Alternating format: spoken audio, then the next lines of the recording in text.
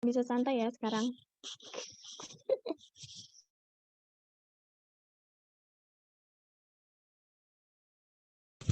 Ina ulang, Ina.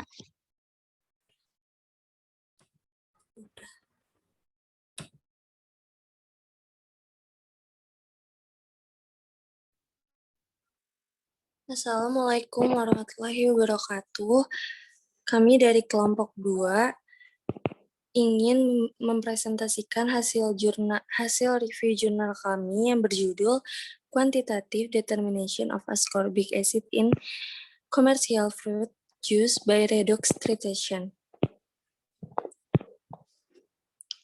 Next.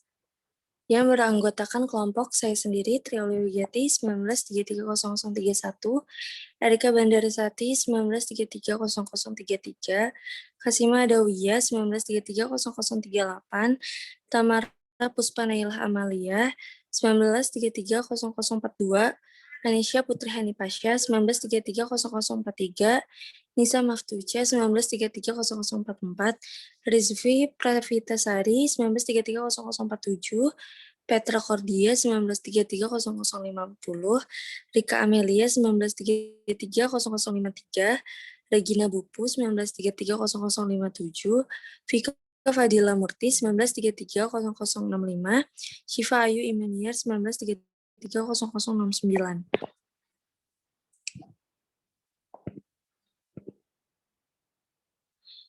Vitamin C. Vitamin C adalah vitamin yang larut dalam air yang secara alami hadir dalam beberapa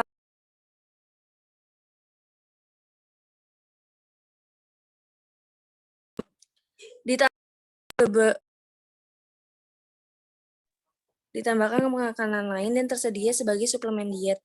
Vitamin C atau asam L-karboksilat ini terdiri dari 2 senyawa yang dapat diubah, asam ascorbat yang merupakan zat pereduksi kuat dan turunan teroksidasi, asam L-dehydroascorbic C6H6O6.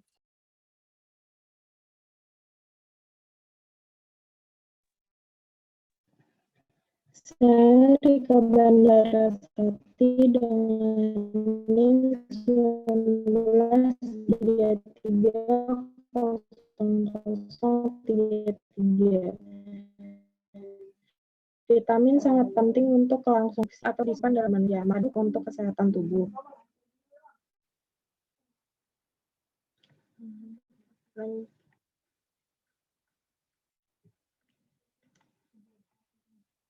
Lanjut.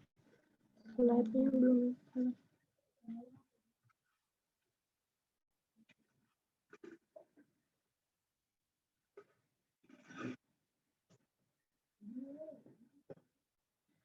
Vitamin C juga penting sebagai antioksidan fisiologis dan telah terbukti meregenerasi antioksidan.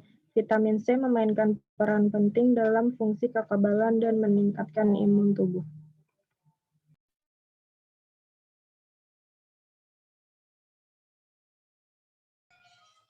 Baik, sebelum saya mulai, perkenalkan nama saya Kasima Adawiyah, NPM 19330038.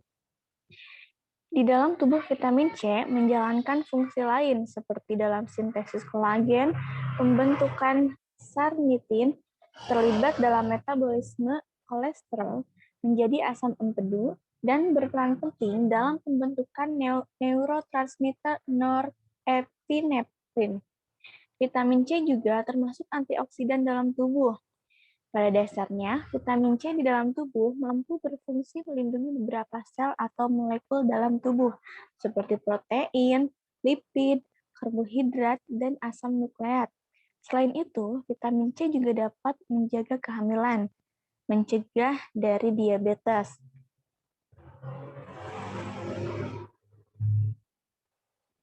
Baik, selanjutnya di sini yaitu kurangnya asupan vitamin C ini dapat menyebabkan beberapa penyakit. Tapi di sini contohnya itu seperti penyakit kudis yang ditandai dengan kelelahan atau kelesuan, kelemahan jaringan ikat yang luas, dan kapiler kerapuhan sebagian besar buah dan sayuran, terutama yang berdaun kaya akan asam ascorbat. Selanjutnya yaitu akan dibacakan oleh rekan saya, Tamara Puspa. Pada Tamara, saya persilahkan.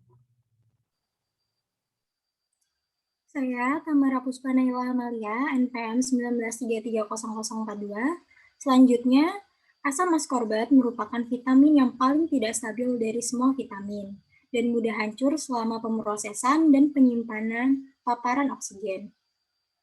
Pemanasan berkepanjangan dengan adanya oksigen, kontak dengan mineral seperti besi dan tembaga, dan paparan cahaya merusak kandungan asam askorbat makanan. Asupan asam askorbat harian yang direkomendasikan adalah 60 mg secara agregat.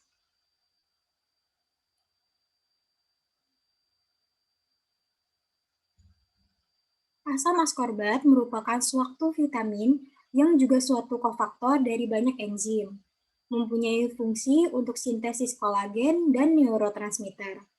Asam askorbat mempercepat reaksi hidroksilasi dengan meningkatkan aktivitas enzim hidroksil dan oksigenase.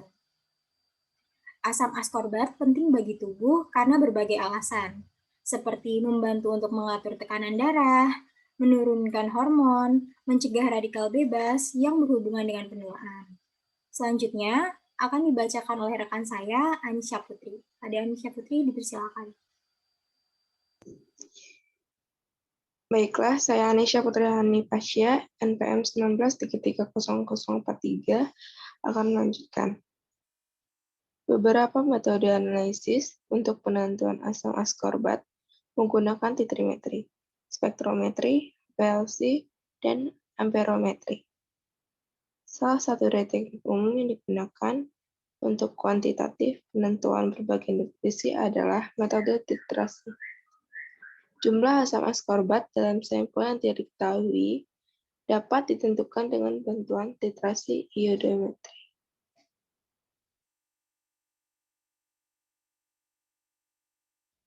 Titrasi iodometri merupakan jenis reaksi redoks yang mengukur jumlah iodin yang tersisa dari hasil reaksi redoks antara vitamin C dengan reaktan. Indikator yang digunakan adalah amilum yang ditambahkan saat sudah mendekati titik akhir titrasi.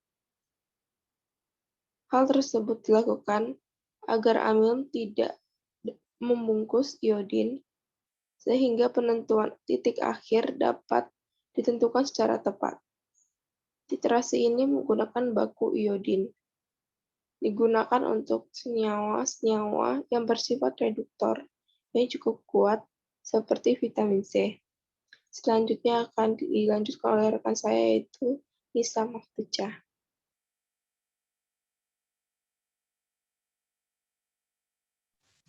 Nama saya Nisa Maftucah, NIM 19330044. Di sini saya akan membacakan titrasi reduksi oksidasi. Titrasi redoks adalah titrasi berdasarkan reaksi reduksi oksidasi antara zat yang dianalisa dan titran. Reaksi reduksi oksidasi adalah elektron tidak dibagi tetapi dipindahkan dari satu reaktan ke reaktan lainnya.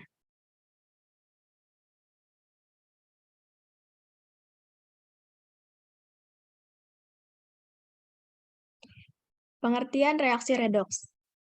Dalam menjelaskan pengertian reduksi dan oksidasi, ada 3 konsep yang digunakan, yaitu pengikatan pelepasan oksigen, perpindahan elektron, dan perubahan bilangan oksidasi. Yang pertama adalah konsep pengikatan dan pelepasan oksigen. Pengikatan dan pelepasan oksigen adalah konsep awal pada definisi reaksi redoks. Hal ini didasarkan pada kemampuan gas oksigen untuk bereaksi dengan berbagai unsur membentuk suatu oksida. Menurut konsep pengikatan dan pelepasan oksigen, suatu zat dikatakan mengalami oksidasi jika dalam reaksinya zat ini mengikat oksigen.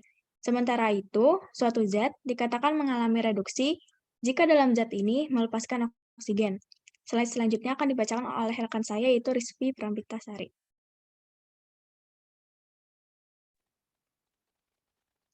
Saya Rizky Pravitasari, NIM 19330047. Di sini saya akan melanjutkan konsep dari reaksi reduksi oksidasi. Yang kedua yaitu konsep perpindahan elektron. Elektron adalah partikel subatom yang bermuatan negatif dan umumnya ditulis sebagai E. Elektron tidak memiliki komponen dasar ataupun substruktur atau apapun yang diketahui, sehingga ia dipercayai sebagai partikel parlementer.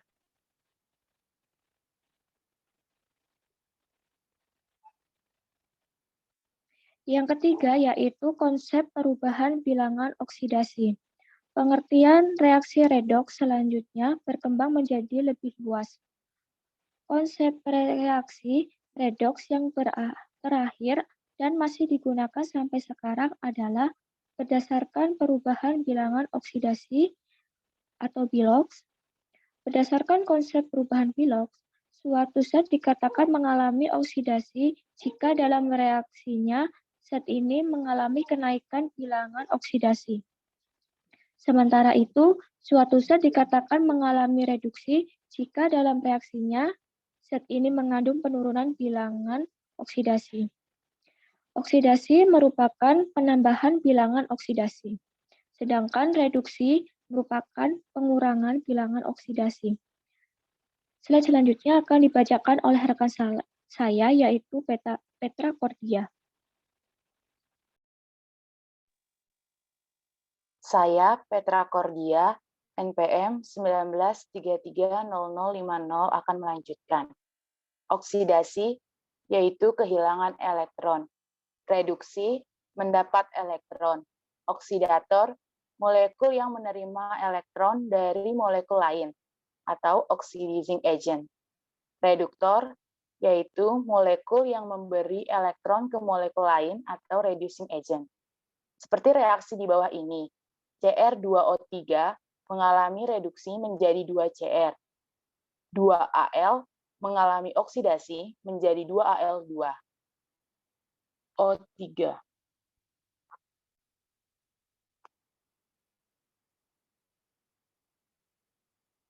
Istilah oksidasi mengacu pada setiap perubahan kimia di mana terjadi kenaikan bilangan oksidasi. Sedangkan reduksi digunakan untuk setiap penurunan bilangan oksidasi. Jadi, proses oksidasi disertai dengan hilangnya elektron, sedangkan pada reaksi reduksi disertai dengan pertambahan elektron. Oksidator adalah senyawa di mana atom yang terkandung mengalami penurunan bilangan oksidasi. Sebaliknya, pada reduktor, atom yang terkandung mengalami kenaikan bilangan oksidasi. Slide selanjutnya akan dibacakan oleh rekan saya, Rika Amelia.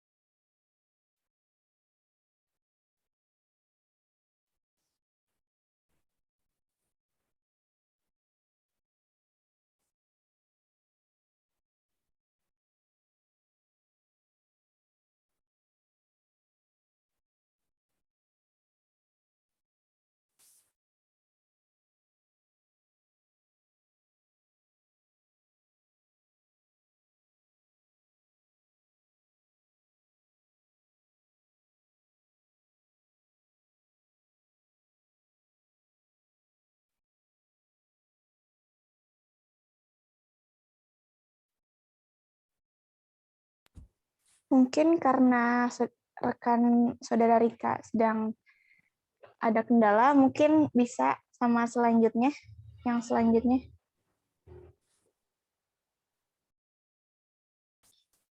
Baik, saya akan melanjutkan. Nama saya Regina Bupu, NIM 19330057. Vitamin C dapat ditentukan salah satunya oleh titrasi redoks.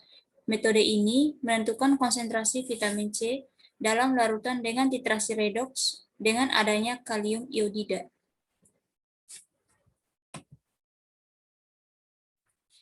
Ketika ion iodida ditambahkan ke larutan asam asidik yang mengandung ion iodida, akan terjadi reaksi oksidasi reduksi. Ion iodida direduksi menjadi yodium seperti reaksi di bawah ini.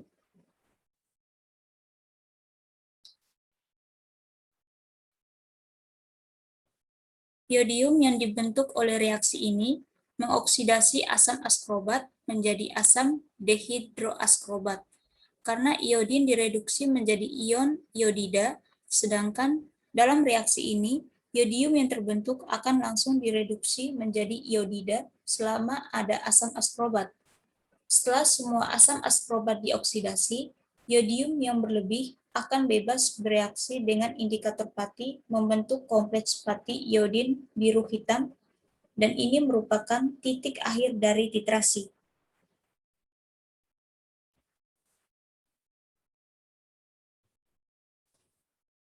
Prosedur percobaan. Pembuatan 0,005 mol per liter larutan yodium. Timbang dengan ukuran 2 gram per KI dan 1,3 gram. Dilarutkan dalam beberapa mililiter air dan kocok hingga larut.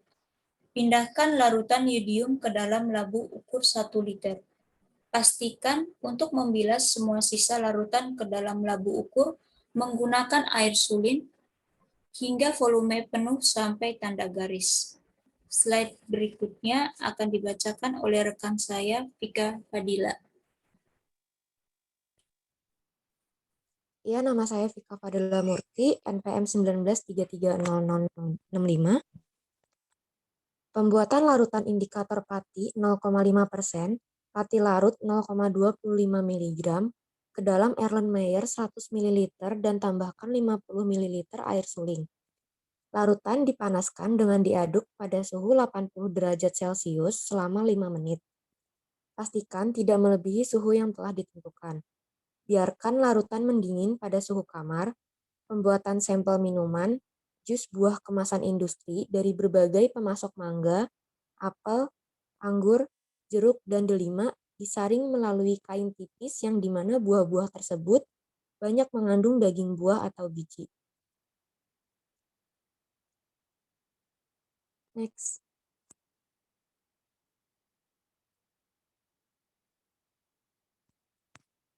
Lalu selanjutnya ada proses titrasi. Yang pertama itu, masukkan sampel aliquot 20 ml ke dalam labu ukur 250 ml, ditambah 2 ml asam oksalat, ditambah 150 ml air suling, ditambah 1 ml pati atau larutan indikator. Lalu selanjutnya, sampel dititrasi dengan 0,005 mol per liter larutan iodin.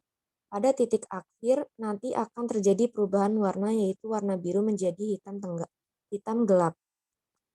Lalu lakukan titrasi kembali hingga mendapatkan hasil yang sesuai, liter dalam 0,1 ml, dan dapatkan hasil. Lalu selanjutnya akan dibacakan oleh rekan saya, yaitu Syifa Ayu.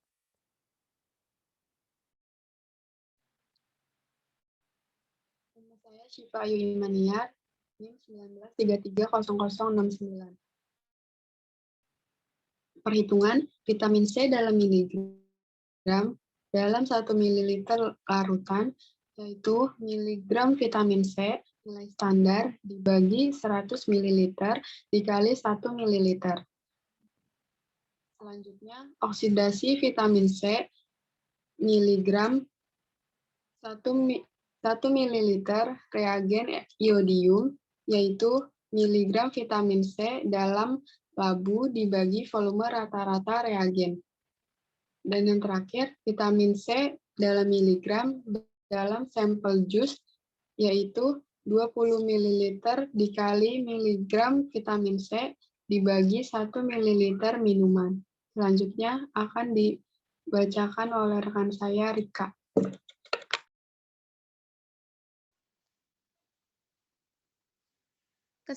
Saya Rika Melia, NIM 19330053. Saya akan membacakan kesimpulan dari keseluruhan PPT. Jadi kesimpulannya adalah vitamin C adalah vitamin yang larut dalam air dan keberadaannya tidak diproduksi atau disimpan dalam tubuh manusia. Karena vitamin ini merupakan penting bagi tubuh, maka jika kekurangan dapat menyebabkan berbagai macam penyakit. Titrasi redoks dapat digunakan untuk menentukan konsentrasi dalam larutan dengan adanya kalium iodida. Hasil dari titrasi redoks, vitamin C akan menunjukkan kompleks pati iodin berwarna biru hitam. Sekian dari kelompok kami. Wassalamualaikum warahmatullahi wabarakatuh.